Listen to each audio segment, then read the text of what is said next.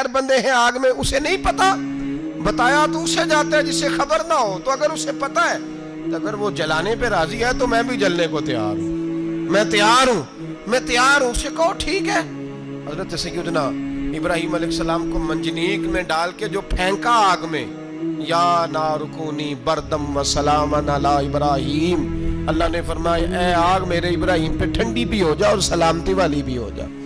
حضرت ابراہیم کو 2 فرشتوں نے بٹھا دیا زمین پہ، پھول کھلے ہیں، کونپلیں مہک رہی ہیں، کلیاں خوشبو دے رہی ہیں۔ حضرت ابراہیم نے سر سجدے میں رکھ دیا، سبحان اللہ والحمد للہ ولا الہ الا اللہ واللہ اکبر۔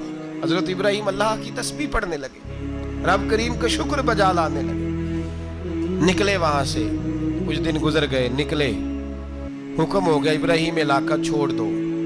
حضرت ابراہیم علیہ السلام وہاں سے نکل کے مصر آئے، چچا کے پاس ٹھہرے۔ انہوں نے اپنی بیٹی جناب سارہ کا نکاح کر دیا۔ کچھ آگے بڑھے تو ایک ظالم بادشاہ سے ٹکرائے، اس نے ایک شہزادی، ایک بادشاہ کی بیٹی قید کی ہوئی تھی، جناب ہاجرہ نام تھا، ان کو قید سے چھڑا کے ساتھ لائے۔ حضرت لوط علیہ السلام بھی ساتھ، یہ 4 لوگوں کا قافلہ چلا، فلسطین میں جا کے پڑاؤ ڈالا، گھر بار چھوڑا، تبلیغ شروع ہوئی۔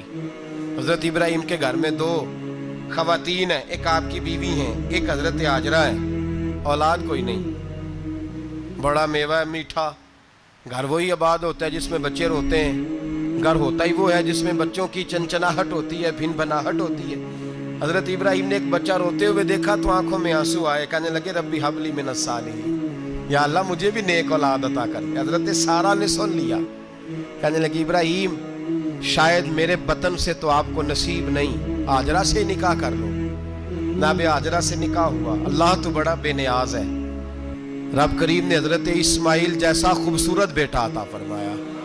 بیٹا کالا سیاہ بھی ہو تو سینے کی ٹھنڈک ہوتا ہے، پر یہ تو وہ بیٹا ہے جس کی پیشانی میں نور محمدی چمکتا ہے صلی اللہ علیہ وسلم۔ حضرت سیدنا اسماعیل علیہ اتنے خوبصورت، اب جس بیوی کے ہاں بیٹا تھا، بیٹھنا اٹھنا بھی زیادہ اس کے پاس، آنا جانا بھی اس کے پاس، توجہ ادھر ہو گئی۔ جناب سارہ رشک کرنے لگی، ایک دن کہنے لگی اسے چھوڑا جنگل میں، وادی غیر ذی زرع، مکے کے پاس۔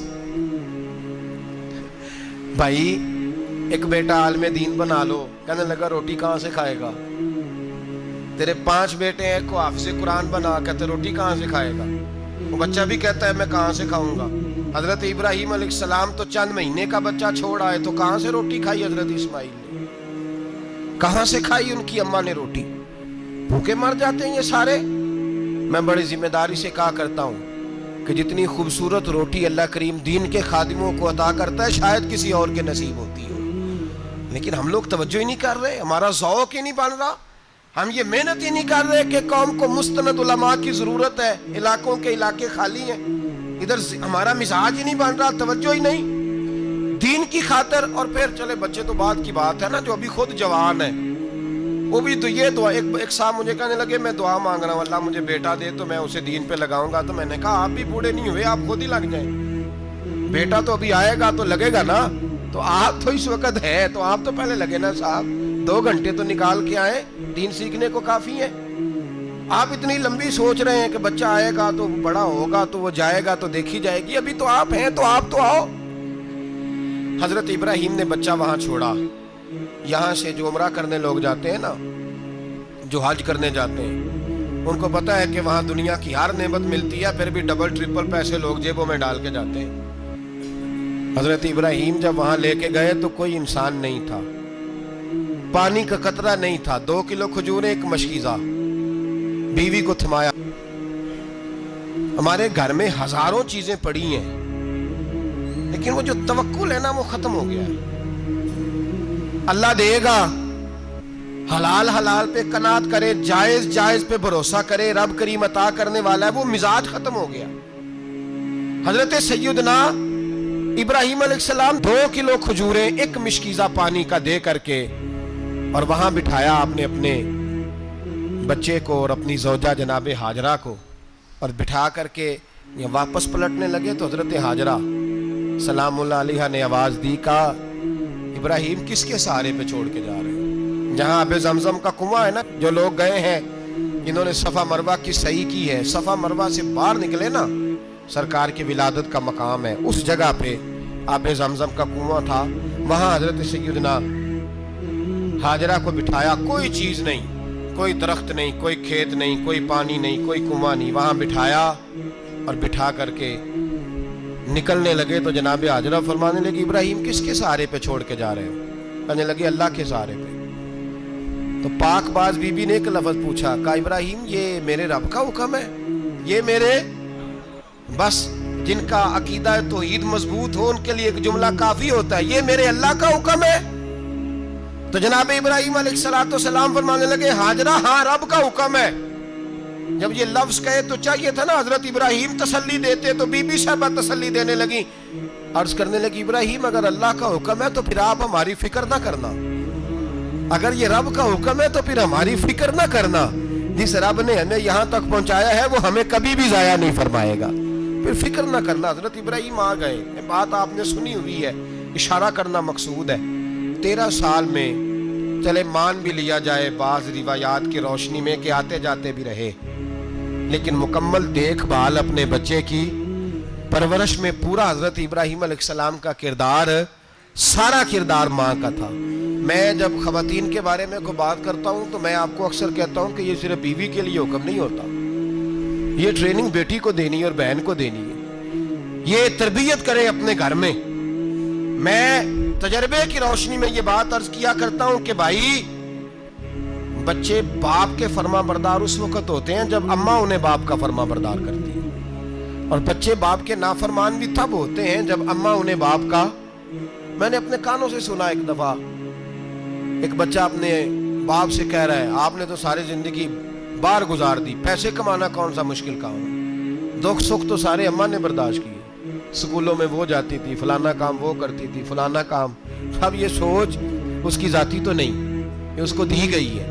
اور اگر اس کو یہ سوچ دے دی جائے کہ اماں کہے کہ میں تو اپنوں میں رہی ساری زندگی, میں نے تو اپنوں میں وقت گزارا, اور تیرا باپ تو کئی دفعہ جنازے بھی نہیں پڑھ سکا, اس نے تو ماں باپ ایسے دفن کر دیے, وہ اگر یہ سوچ فراہم کرے تو پھر بچہ باپ کا فرما بردار ہوتا ہے. اور یہ والی روایتیں ہم بیوی کو سناتے ہیں, حالانکہ کس کو سنانی چاہیے؟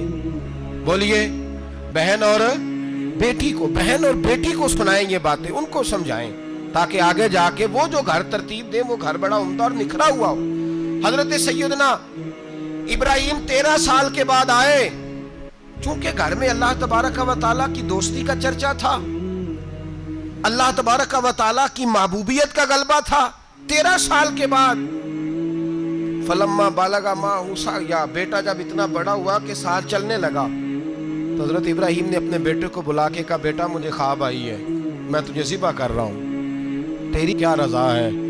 تو حضرت اسماعیل کہنے لگے یا ابت افعل ما تؤمر, ابا جی اللہ جیسے حکم دیتا ہے میرے ساتھ ویسے ہی کریں, جیسے اللہ حکم دیتا ہے ویسے ہی, بولیے, ویسے ہی کریں.